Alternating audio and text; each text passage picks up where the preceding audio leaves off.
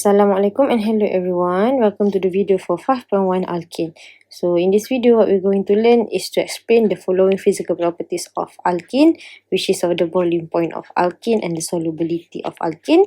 We learn to write equation for the combustion of alkene in excess oxygen and limited oxygen, and explain the halogenation reaction of alkene, and explain the mono substitution of alkene. Okay, so basically this video we're going to look at for the case of physical properties and chemical properties. So this both is actually our chemical properties. D and E is chemical properties of alkene, and C is the physical properties of alkene. So let's look on your notes on page 5 for the physical properties. Okay, so when we're talking about physical properties, there are two things, boiling point and solubility, we're going to discuss. Okay, for boiling point, it's actually based on the intermolecular forces that exist between the molecules, which we have learned in actually semester 1, chapter 4. So what force we have? London force, dipole force, as well as hydrogen bonding. So hydrogen bonding is between electronegative atom, bond F dengan H, O dengan H, as well as N dengan H. So dipole force is between all the polar molecules. London force pula for the non-polar and polar molecules. So dalam case ni we're talking about alkene. So alkene adalah CH bond, which is a non-polar. So what force exists is actually our London force. Tapi sekarang ni between alkene we can compare it with each other. So first kita tengok adalah factor of molecular weight atau size. So bila molekul carbon kita tinggi, the molecular weight kita akan tinggi lah. Okay, so contohnya I have my C3H8 ni kan. So yang ini tambahkan kat sini molar mass kita. So C3H8 is 44 gram per mole. Kalau C5H12 dia adalah 72 gram per mole. So, as we can see, bila carbon tinggi, molecular weight dia akan tinggi lah. Okay, so as the molecular weight ataupun size increase, okay, again sebab mostly based on the number of carbon. Sebab carbon dia adalah 12 gram per mole, so the London force is stronger.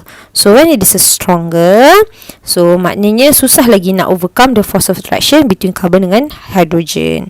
So more energy is required to overcome the IMF, hence the boiling point increase. So as we can see here, kalau molecular weight increase, force more stronger, boiling point dia increase. Again, dia punya molar mass ataupun size tu kita tengok pada carbon. Okay, next we're going to compare is between kalau kita punya branching. Okay, so kita tengok for case of butane ni kita ada C4H3, kita kira we have 10. 2 meter propane pun kita tengok carbon kita 4, hydrogen kita pun 10 juga. So dalam case ni kita tak boleh kata tentang molecular force lah, molecular weight. So what we're going to talk about is actually tentang branching diorang. Ada yang straight chain dengan ada yang branch. So, actually what happen kalau branching dia akan decrease the surface area. So, kita tengok dekat sini kalau straight chain surface area dia banyak, kalau branch dia sikit sahaja. So, bila branching dia decrease surface area, so the London force ataupun force of attraction tu is weaker. Hence, less energy is required to overcome. And then the boiling point akan decrease. So tolong tambah dekat sini. So bila kita lagi banyak branch kita, IMF kita rendah, BP kita pun rendah. Kalau molecular weight, size ataupun molar mass, MW tinggi, IMF tinggi, so boiling point pun tinggi. Okay, kita tengok balik bila branching, maka dia punya boiling point is rendah kalau banding dengan straight chain. Okay, last but not least, kita tengok between alkene and cycloalkane. So, the cyclic molecule can get closer together. So, bila get closer together, surface area tu lagi tinggi lah. So, can get closer together, surface area dia is higher. So, when the surface area is high, the London force is stronger. More energy is required to overcome the force and the boiling point increase. So, contohnya kita tengok dekat sini. Butane sebenarnya dia ada dengan kita akan compare sama dengan cyclobutane lah. Okay, tapi first kita tengok kalau butane C4H10, kalau cyclobutane C4H8. Sebenarnya kalau kita nak kira berdasarkan molar mass, okay, kalau kita kira tahu betul ke tidak ni, actually dia 48 gram per mole. Kalau cyclobutane 56 gram per mole. Tapi kita tengok cyclobutane tu lagi high boiling point. Okay, why? Can get closer together, so London force is stronger. Okay, tapi usually question suka tanya pasal molecular weight dengan isomeric ataupun branch. Now let's look for the example here. We're going to arrange in the order of increasing boiling point.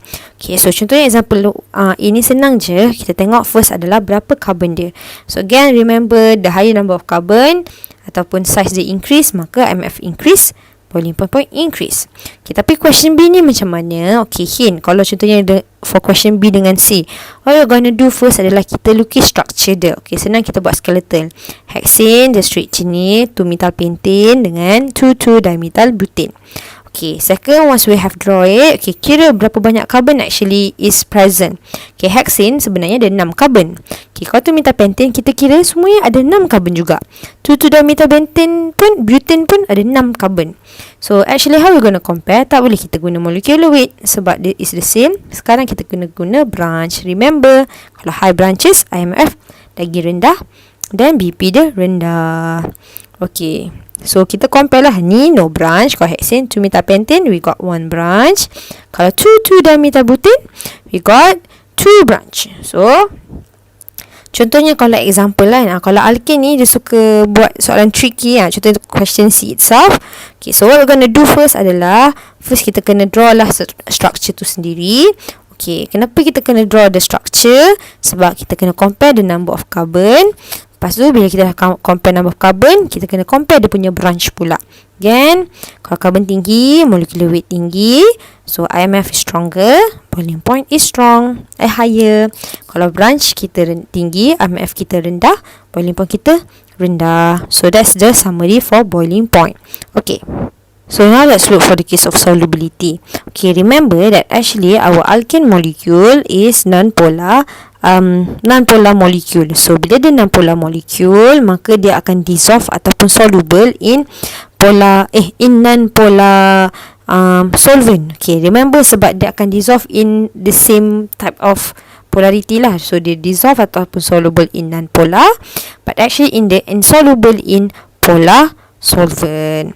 Okay, so kita tengok dekat sini, dia kata dia adalah alkane ni non-polar, remember, and then they unable to form hydrogen bond with H2O. Okay, why? Sebab dia sendiri adalah non-polar molecule and H2O is a polar molecule, so it is insoluble.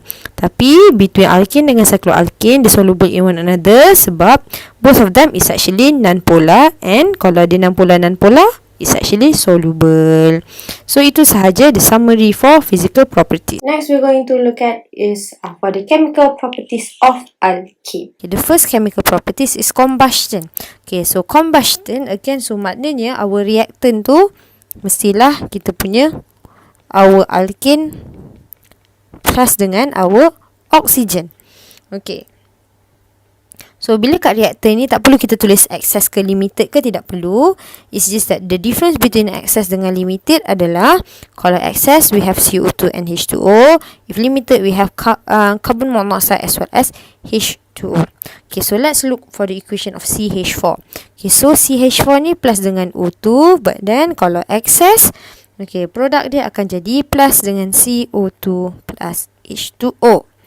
Okay, tapi kalau dia adalah limited, so dia beza dia, okay, limited dia punya reaktan masih lagi O2, tapi kita punya produk akan jadi CO plus H2O. Okay, but then this equation is not balanced yet. Okay, so kita tengok first adalah balance ke sini lah, CHO dulu. Okay, carbon we have 1, hydrogen here we got 4, here we got 2. So kita buat sini jadi 2H2O. So now we got oxygen, sini ada 2, sini 2. So we have 4 oxygen, sini baru 2. So 2O2. Okay, macam mana pula kalau limited oxygen ni? Carbon ada 1, hydrogen here got 4, ni baru 2. So here 2H2O, tapi sekarang ni oxygen here we got 2 here, 1 here. So here must be 3/2. Sebab nanti boleh cancel out the 2. So dia jadi 3/2 O2. Okay, question C4H10 pula, you should be able to write it yourself. So for this case tidak perlu state, cukup saja macam ni. Okay, so that's the first chemical properties. The second chemical properties that we're going to learn, alkane, adalah halogenation. So dalam case ni, alkanes will react with halogen, okay, usually chlorine dengan bromine lah, to produce haloalkane in the presence of light. So dalam case ni, halogenation reaction ni only can occur when actually we have UV ataupun HV. Usually we use UV lah, or temperature above 100 degrees Celsius. But then again, we're always talking about UV ni. Okay, alkene dia actually hanya dengan undergo halogenation sahaja. Okay, sebab apa? Our alkene ni is actually saturated compound lagi. It's already a saturated compound. So, dia dah stabil. So, actually, it don't want to react. Tapi nanti, what would happen adalah, bila UV ni akan make the chlorine to undergo homolytic cleavage. So, bila radical is very unstable, dia akan attack our alkene yang very stable ni itself. So sebab ada UV ni barulah reaction ni can occur. Okay, so what happened, this is actually substitution. So what would happen here adalah kita akan substitute one of the halogen ni ke dalam, we're going to substitute chlorine ni dengan hydrogen lah. Okay, so actually this reaction again, kalau dia adalah UV, maka halogenation ni adalah type dia, tolong tulis kat sini, free radical substitution. Okay, let's look for example A. We have our methane here. So actually what would happen, we're going to substitute this hydrogen with chlorine.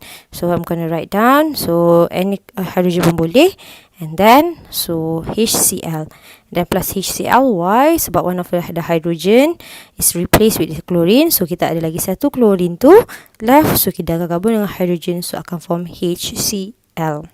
Okay, so that's for question A. Kita tengok pula untuk question B. Okay, so kita tengok dekat sini, for our ethane ni dah ada 2 carbon. But then each of the carbon is actually our primary carbon, and then it's primary hydrogen as well lah. Okay, so what would happen, we're gonna substitute the chlorine with hydrogen. So tak kisahlah hydrogen yang mana-mana, sebab it's actually identical pun carbon tu. Okay, so I'm gonna put at my right hand side. So H2 substitute dengan chlorine, so jadi plus dengan HCl. So that's for question B.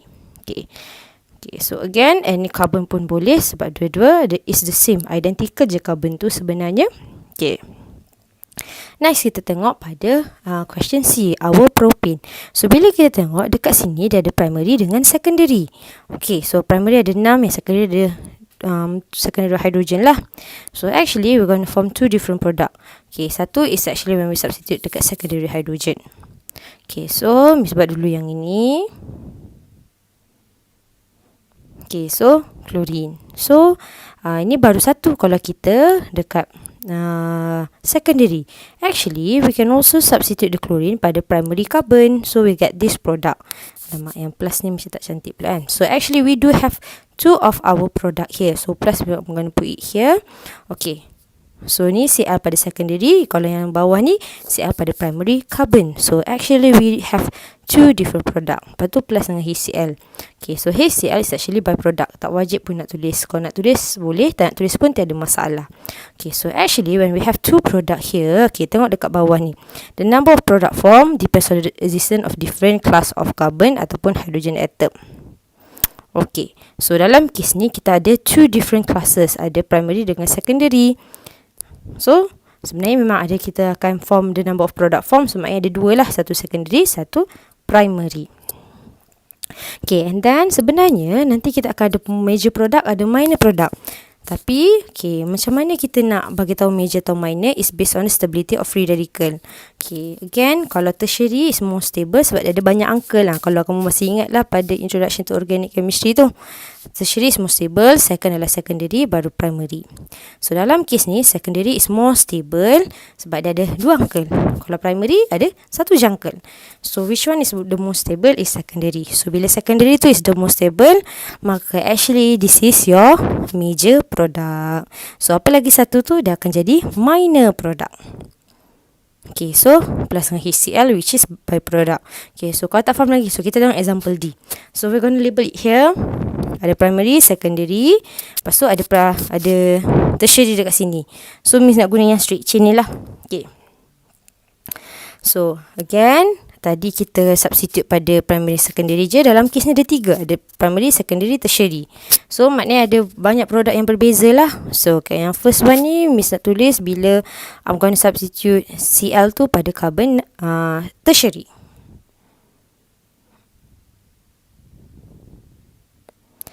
Okay, tapi sekarang ni Miss nak buat ada lagi selain ni, dia pun boleh juga substitute pada secondary. So So I'm just going to copy paste ni pada main ni lah. Okay. Tapi it's not only secondary, primary pun sebenarnya boleh juga kan. Okay.